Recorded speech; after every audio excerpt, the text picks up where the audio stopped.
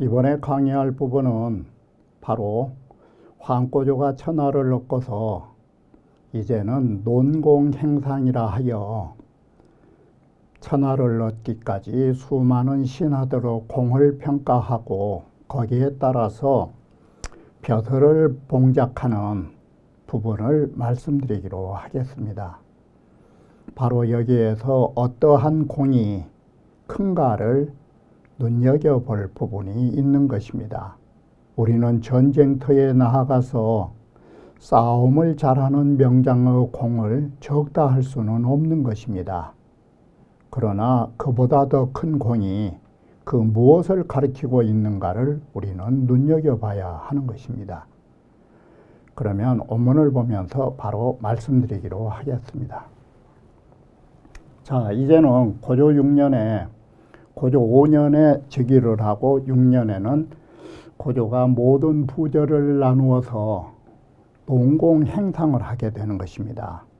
그들의 공을 논하고 거기에 따라서 땅을 봉하여 주거나 벼슬을 봉하여 주게 되는 것입니다.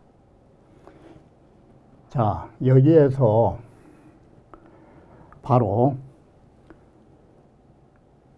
공을 봤을 때 그 공이라는 것은 사냥개의 공이냐 아니면 사냥개를 지시하는 사냥꾼의 공이 크냐, 이러한 부분으로부터 시작하는 것입니다.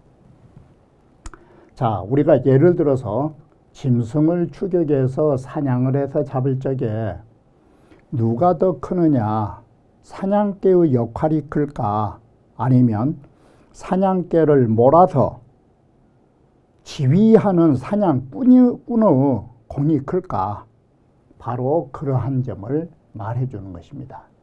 이 발종지시라는 것은 사냥개를 풀어가지고 어디로 가도록 지시한 것입니다. 이것이 사냥꾼의 역할인 것입니다. 자,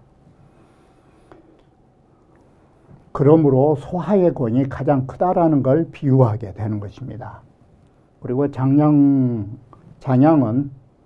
3만호를 나라를 사용하고 오직 작은 유땅만으로 만족하는 것입니다. 진평은 바로 진평의 공로를 높이 평가해서 봉하여 줄 적에 진평은 자신을 청거했던 위무지, 이 사람의 공로를 잊지 않고 위무지를 한꼬조에게 추천하는 것입니다. 그리고 황꼬조는 진나라가 바로 고립된 사실, 진나라의 모든 일가 친척을 봉하여 주지 않음으로 해서 고립되어 멸망하게 되었다라는 사실을 증개하여 동성의 사람들을 크게 봉하여 주는 역할을 하게 되는 것입니다. 그리고 바로 애증으로 행상을 했다, 이 말은 뭔 말이냐, 황꼬조는 자신의 개인적인 감정에 따라서 자신이 좋아하고 싫어하는 사람에 따라서 모든 상을 시행함으로써 많은 신하들이 결망이라는 것은 실망하게 되는 것입니다. 여기에 소하의 공이 최고이기 때문에 그에게는 어떤 특정이 내려졌는가, 임금 앞에서는 칼을 찰 수 없음에도 소하만큼은 칼을 차고서 임금이 있는 전상으로까지 올라올 수 있는 특전을 마련해 준 것입니다. 자, 이렇게 해서 논공행봉이 이루어진 것입니다. 바로 그렇다면 우리는 이 6단락을 보면서 뭘 볼 수 있느냐, 여기에서 황꼬조의 뛰어난 점과 황꼬조의 잘못된 점을 볼 수 있는 것입니다. 바로 이러한 사냥꾼과 사냥개로 비유하는 황꼬조의 명철한 눈은 대단한 것입니다. 그 속에서 바로 이러한 뛰어난 점이 있는가 하면 황꼬조의 단점으로 개인적 감정에 의하여 상을 시행했다라는 것. 바로 이것은 잘잘못이 황꼬조의 잘한 것과 잘못한 부분이 나타나고 있는 것입니다. 그리고 이 속에서 장량이라는 사람과 진평이라고 하는 사람과 소하라고 하는 세 인물들의 행상 중에 나타난 특이한 사항들을 기록하고 있는 것입니다. 자, 토끼를 쫓는 사냥개와 이를 지시하는 사냥꾼의 역할이 다른 것입니다.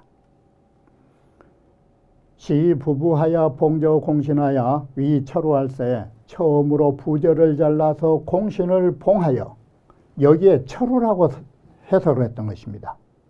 그래서 이 철우란 말이 훗날은 여루라고 말하는 것입니다. 왕실과 공이 통하는 제후 이래 철우인데 이게 훗날 여루로 바뀌는 것입니다. 여루를 삼을 적에 소하 봉 찬우하여 소하는 찬우에 봉하여 소 시급이 바로 가장 많았다라는 것입니다. 독다. 유독 혼자만 많았다. 그러자 공신들이 모두 다 불평을 한 것입니다.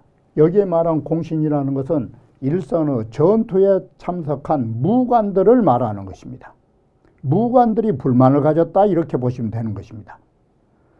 신등이 신피견집리하여 신등은 몸소 견고한 갑옷을 입고 예리한 병기를 잡고서 다자는 100여전이요 많기로는 100여전 100번의 100번의 전투를 치렀고 적게는 수십 합의 전투를 치렀다라는 거예요. 바로 여기에 말 속에는 우리는 목숨을 걸고 몇십 번, 몇백 번 이런 목숨을 건 일이 있었는데 오늘날 소아는 미상류 한마디로 하고 일찍이 말이 땀이 다 나도록 그런 달려보는 수고로움도 있는 적이 없고 다시 말하면 전쟁터에서 달려보는 그런 고생 한번 해본 적이 없고 편안하게 한갓 도지 문묵으로년을 한갓 문묵을 가지고서 그저 붓대나 요즘 말로 하면 붓대나 들고서 이렇쿵저렇쿵 의론만 한 사람인데 이런 고생도 하는 사람을 그야말로 책상머리에서 편하게 앉아있는 사람을 반거 신등상은 하야 있고 도리어 저희들보다 윗자리에다가 이렇게 두신 것은 무엇 때문이냐라고 무신들이 불평을 하는 것입니다. 그러자 여기에 황고조에 뛰어난 바로 명백하고도 그 사리를 잘하는 논변은 이런 건 뛰어난 것입니다. 제군들은 지려보와 제군들은 여러 무장들은 장군들은 사냥을 하십니까? 추살 수토자는 구야오 바로 이 토끼를 쫓아가서 잡는 것은 개고 사냥개고 발종지시 수처자는 개를 풀어가지고 지금 토끼가 어디에 있다고 토끼가 어디 있다고 가르쳐준 사람은 바로 이 사냥꾼이다. 오늘날 여러분 무장들은 바로 무관들은 도능득 주수은이 한갓 달리는 토끼를 잡은 사람들이니 공이 구야와 당신들의 공은 사냥개이고 지어 소화하야는 소화 같은 이에 이르러서는 발종지시하니 개를 풀어가지고 어디로 가라고 지시하여 주니 공이 이냐라. 소하의 공은 바로 사냥꾼이었다. 이렇게 해서 모든 신하들의 입을 막아버린 것입니다. 이건 황고조의 아주 독특하고 뛰어난 사리를 명석하게 본 부분인 것입니다. 그러자 군신들이 모두 다 하나도 입을 벌리지 못했다라는 것입니다. 장량은 3만호의 나라를 사양하고 작은 고을 유땅만으로 만족하고 여기에서 물러나는 것입니다. 장량이 위 모신하여 장량은 모신이 되어 영무 전투공 이러니 또한 전투하는 공로는 물론 없는 것입니다.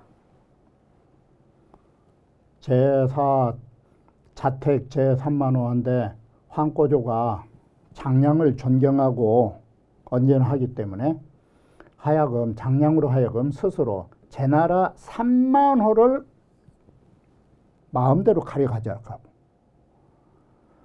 그러자 장량이 말하기를 신이 시기합의하여 신이 하비 땅에서 신이 처음 하비 땅에 의병을 일으켜서 여상 해류환이 상과 유 땅에서 만났습니다. 바로 이 유 땅에서 만났기 때문에 이것을 기념하기 위해서 나를 유 땅에 봉하여 주라 이 말인 것입니다. 자는 천 이신수 폐하라. 이것은 하늘이 저로서 폐하에게 건네준 것입니다. 폐하가 용신기하여 폐하가 신의 계책을 써서 다행히 딱딱 때에 맞아서 이 일이 된 것이니 신은 온 봉유 조교, 그래서 신은 온 건데 유땅만 봉하여 주면 족합니다. 불감당 3만호로소이다. 저는 감히 3만호는 당할 수가 없습니다. 바로 이렇게 해서 여기에 의미를 둔 것입니다. 황꼬조 당신하고 만난 자리, 하늘이 당신에게 나를 건네준 자리, 바로 그 땅만 나는 조그마한 그 땅만 주시면 된다라고 물러서 버린 것입니다. 유하고의 인연은 다른 이유가 하나도 없는 것입니다. 고향도 아니고 만났던 자리, 황꼬조와 만났던 자리에 의미를 부여한 것입니다.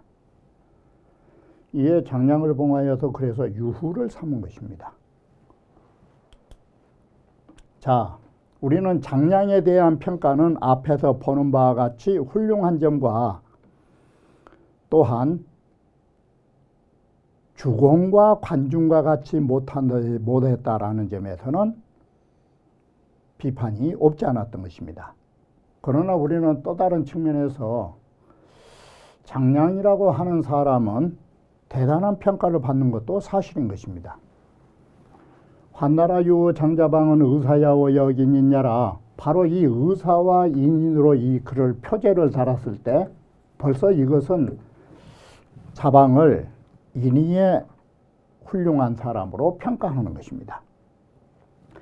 세계 2위 자방이 시종이 아니라 하니 세상 사람들은 모두가 자방이란 사람은 처음부터 끝까지 환나라만을 위했다라고 이렇게 말을 하니 사이라 그 말도 그럴싸하다. 이런 점에서 보면 그렇다. 자, 여기에 사자는 표면으로는 그럴싸하게 보이지만 심적 비하라. 마음속으로는 그렇지 않다라는 것을 나타내 준 글자인 것입니다. 자, 그래 시종 한나라를 위한 것처럼 보인 게 있다. 첫째, 동견 창해군하야 등 역사야 동쪽으로 창해군을 만나서 역사를 거기에 소개받아서 얻어가지고 격진왕업 방랑사중하니 진시황을 방랑사의 모래 속에서 저격했다가 실패했던 예. 이건 분명히 한나라를 위한 일이다. 그리고 두 번째, 새 황후야 황후를 설득해가지고 이 한성 위 한우는 한성이란 사람을 세워서 한나라의 후예로 삼은 것은 이것도 한나라를 위하는 일로 두 번째다.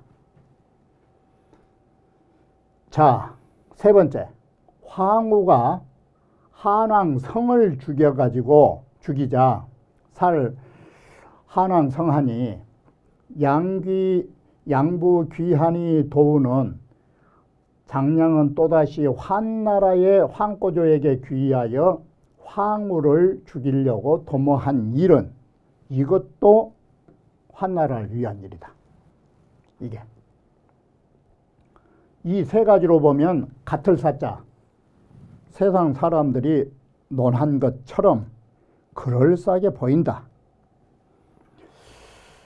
야, 그런데 여기서부터 문장이 바뀌는데 야, 소절 잔도는 저 잔도를 불태워서 모두 끊어버리는 거, 이것은 주자가 이런 말을 했다라고 하는데 주자가 말하기를 기은은 부차 제하니 그 뜻은 스스로 한나라에 있었지 황꼬조에게 있지 않았다라고 이런 말이 있다라고 하는데 어떠한 데 증거를 가지고 주자 말을 인용한 것인지는 알 수 없는 것입니다. 이 논자의 말에 의하여 지금 말씀드린 것입니다. 주자는 이렇게 해서 주자 생각도 장량은 끝까지 한나라를 위한 사람이지 황꼬조를 위하지 않았다라고 주자가 부정을 했다. 그런데 저기 미필연이라 나는 반드시 그렇다라고 할 수 없다. 반드시 그렇다라고 할 수 없다. 나는 주자의 생각에 나는 반대한다. 장량은 한나라를 생각했지 이 자신의 고국인 한나라를 생각한 것이 아니라는 논조를 피력하게 되는 것입니다. 자, 환항지 왕촉에 황꼬조가 촉당의 왕이 되었을 때에 그때 당시 곧 즉유욕 공우지 심미로되 곧바로 황후를 공격하고자 하는 그런 야심이 있었어요. 그러지만 특히 세력 부족으로 특별히 도저히 황후와 자신의 세력과의 대적이 안 돼요. 이런 것으로 내청소하지연하야 이에 소하의 말을 따라가지고 양민치연하고 백성을 기르고 어진이를 불러들이고 수용 파촉하야 파촉을 수용하면서 환정 삼진이라 돌아서서 삼진 관중 땅을 평정했다. 그 당시 장량은 자무불려기모자라 그 당시 장량은 스스로 그러한 모의에 삼진을 환정하는 평정하는 그 모의에 동참하지 않을 수가 없었을 것이다. 자, 그렇다면 장량은 누구를 위했냐? 황꼬조를 위해서 이런 일에 참석했을 것이다. 자, 그리고 소절 잔도는 우초얀이 잔도를 모두 불태워버린 것은 초나라를 멍청이로 만들어서 속이려는 데 목적이 있는 것이니 기 절한절이 어떻게 환나라와 황꼬조와 절교를 위한 것이라 할 수 있느냐. 불제환이라고 한나라에 의중이 없었다고. 그건 말이 안 된다. 만약에 잔도를 소절함으로써 불가 부출이면 잔도를 소절함으로써 다시 나올 수 없을 경우였다면 환왕이 수우나 황꼬조가 아무리 멍청하다 할지라도 필불청기계 의리라 반드시 그 장량이의 소절 잔도라는 계책을 따르지 않았을 것이다. 황꼬조가 잔도를 불태운 것은 이번에 불태워도 나올 수 있다라는 확신이 있으니까 불을 태웠지. 하물며 장량이 한나라로 돌아갔을 때 환왕이 견지하니 황꼬조가 그를 잘 갔다 오라고 보내줬다. 이것은 개욕 대환정삼진지 이래 위한 우익이다. 이것은 왜 그랬을까? 이런 의도였을 것이다. 바로 돌아서서 삼진을 평정하는 날에 환나라를 위하여 우익이 되어주기를 기다리고자 했던 것이다. 그때까지. 그리고 갔다가 오시라고. 내가 모든 전투를 준비할 테니까 바로 내가 전투가 다 준비되고 삼진을 정벌할 수 있고 평정할 수 있는 날 당신 다시 되돌아오라고. 그런 기다림 속에서 보내준 것이다. 장량은 욕 보성 이조한적 유진이 장량은 바로 환꼬조를 도와서 성취해가지고 환꼬조를 도우고자 한 일이 있었던 것이니 위 성지 잔약은 한왕의 성, 이 한나라 왕의 성은 너무 사람이 잔약해가지고 수족이 정대계의 왕천하니 바로 마침내 넉넉이 이런 대계를 평정하고 왕천하할 수 있는 것은 이것은 할 수 있다라고 생각할 수 있는 것은 이건 양불약시짐이하라. 장량으로서는 이렇게 멍청한 사람은 아니에요. 이건 도저히 한왕성은 잔약하기 때문에 천하를 평정한다라고 말할 수가 없는 부분이에요. 항왕이 살 황성을 항우가 한성 죽이기를 괴상육하니 마치 도마 위에 살코기 다듬듯이 그렇게 요리해버렸으니 피무지자전이니 바로 이 한왕성이란 사람, 그 사람은 아무런 지혜가 지혜로 자기 몸 하나를 온전히 할 수 없는 인물이에요. 이것이 잔약이에요. 그렇게 사람이 약한 사람이니 기 불정려 유의 가지으라 그는 좋기 더불어 유의라는 것이 대계를 정하고 왕천할 수 있는 큰 일을 할 수 없다라는 것을 가히 알 수 있는 인물이었다. 장량이 처음 한나라를 위하여 진나라를 진시황을 공격하다가 한왕성을 세움에 미쳐서 황후가 다시 그를 죽이자 진나라를 공격했던 진시황을 공격하고자 했던 그 보복의 마음이 부득불 이 격초라 부득불 그런 마음이 옮겨져서 초나라의 황후를 공격하지 않을 수가 없는 처지로 보복의 대상이 바뀌어버린 거예요. 그러므로 바로 장량은 황꼬조에게 뭐라고 했느냐. 경포와 평화를 가히 부릴만 하고 자 한신을 가히 큰 일을 맡길만 하다라고 권했고 또 운주휴학지 중하여 그런 장막의 속에서 모든 작전을 짜가지고 천리의 밖에 결승할 수 있도록 함으로 해서 황후는 이제 양 장악 중이라 황후의 목숨은 이미 장량의 손바닥 가운데에 놓여 있었다. 이게 이렇게 해서 황후를 죽이고 난즉 장량의 한나라에 대한 보복의 뜻은 이미 이루어진 것이고 이제는 1차적인 보복이 끝나니까 2차로 뭘 장량은 꾀했느냐. 황꼬조를 도우려는 뜻이 바야흐로 아마 다급했을 것이다. 그러므로 족가섭냐와 발을 밟았던 것 한신이 제나라 왕 되겠다고 하니까 황꼬조가 성을 내니까 그래서는 안 된다고 황꼬조 발을 밟아서 간했던 일. 그리고 황후와 맹설을 하고서 땅을 나눴을 때 바로 배반하고서 황후를 뒤로 쳐야 된다고 했던 일과 초양의 땅을 바로 이 경포와 팽월과 한신에게 내놔야 한다라는 것과 관중 땅을 다시 우리가 거기에 도읍을 정해야 된다라고 하는 것들은 범위 한왕 구한 장치 계획이라 바로 이것은 모두 다 한왕을 위하여 한왕의 오랫동안 편안하고 길이길이 다스릴 수 있는 계책을 마련해 준 것이다. 이것이 다 장량이가 환나라의 400년 도읍을 위하여 마련한 정경이다라고 하는 것입니다.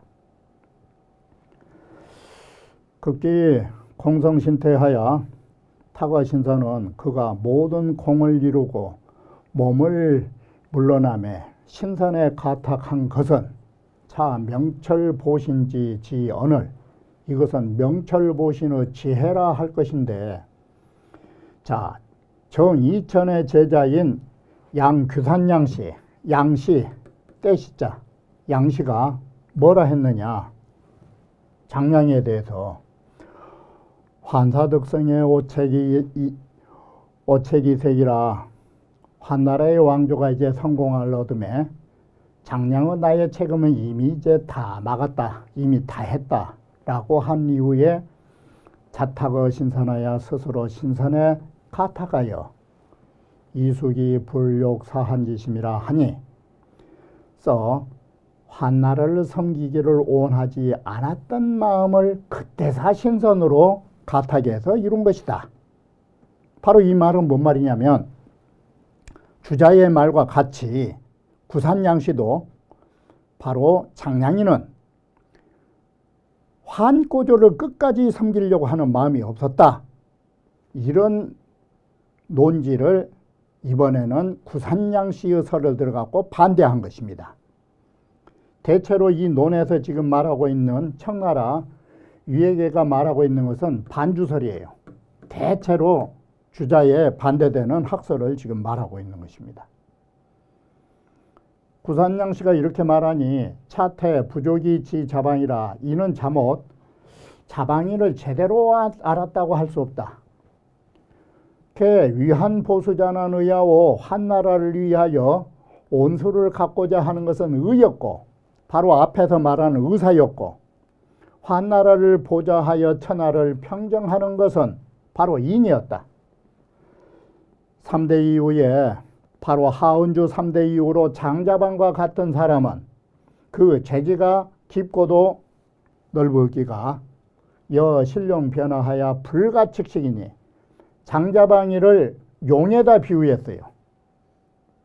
용과 같이 헤아릴 수 없는 인물이니 바로 장자방이는 참으로 이윤과 태공의 무리로서 할 수 있으니 윤이 이기 근진태 종용이지야 어찌 겨우 진태를 그렇게 자연스럽게 하는 그런 정도의 인물이라고 어떻게 평가할 수 있겠는가라고 이 글은 말하고 있는 것입니다.